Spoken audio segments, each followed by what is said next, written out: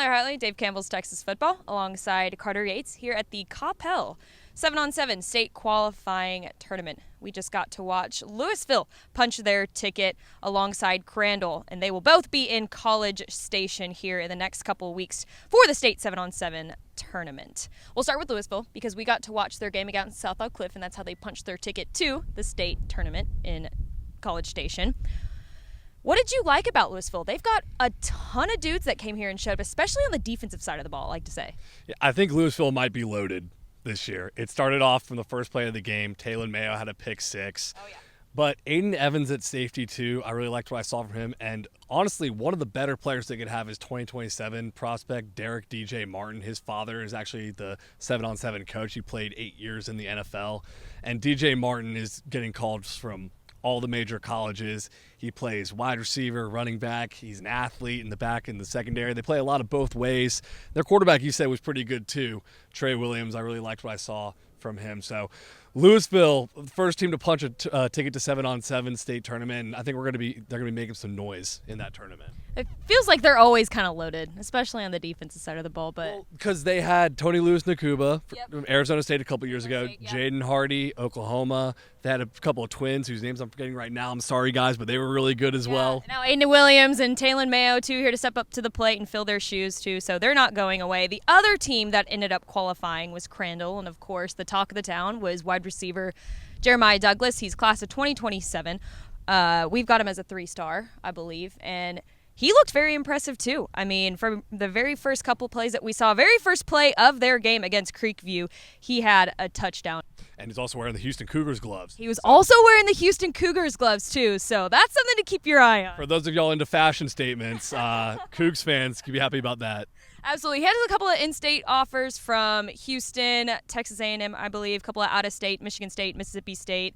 But he's got his pick of the litter here. He's still pretty young, so waiting to see what kind of noise he makes here in the state 7-on-7 tournament. Now, give me a guy that you saw that you think that may fly under the radar a little bit, and I know exactly who you're going to say, because when we saw him, we were both like, that's our next Here's a Guy on Dave Campbell's Rising. Well, it was the team Crandall was playing, Carrollton Creekview, and it's wide receiver Amari Washington, who I believe is a rising senior, 6 foot, 170 pounds. He plays so much bigger than that, though. From the first 2 plays that Creekview had on offense, he caught a touchdown on both plays, and they were contested catches. He went up and grabbed it.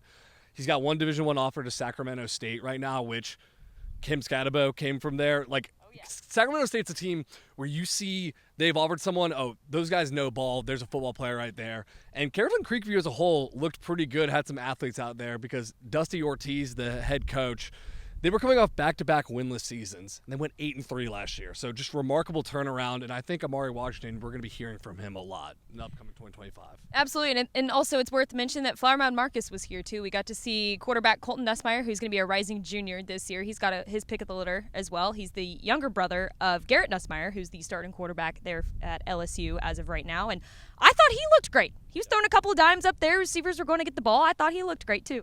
He's very calm, cool, and collected as a quarterback. I mean, his dad's Doug Nussmeyer, the quarterback's coach for the New Orleans Saints, so you see where he gets it from. But when I watch Colton Nussmeyer, I'm just taken back by how he sits in the pocket, he delivers. He's not always searching for the big play. While you can check out my Twitter page right now, he does have a big throw he launched, but he takes what the defense gives him, and I think he doesn't force anything. That's what makes him so good as a quarterback and a great basketball player, too. Was a top 15 dual sport athlete per Dave Campbell's Texas Football because he was Offensive Newcomer of the Year on the basketball court. Another team out here that we're not typically used to seeing here at the 7-on-7 SQTs is South Oak Cliff.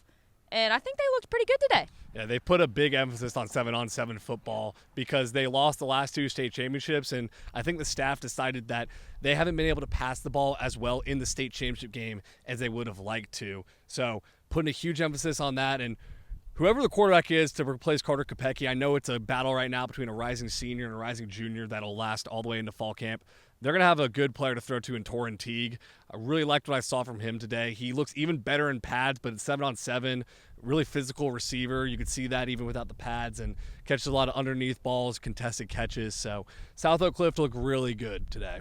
A lot of great talent here in Coppell at the state 7-on-7 qualifying tournament. Keep it locked on TexasFootball.com/recruiting.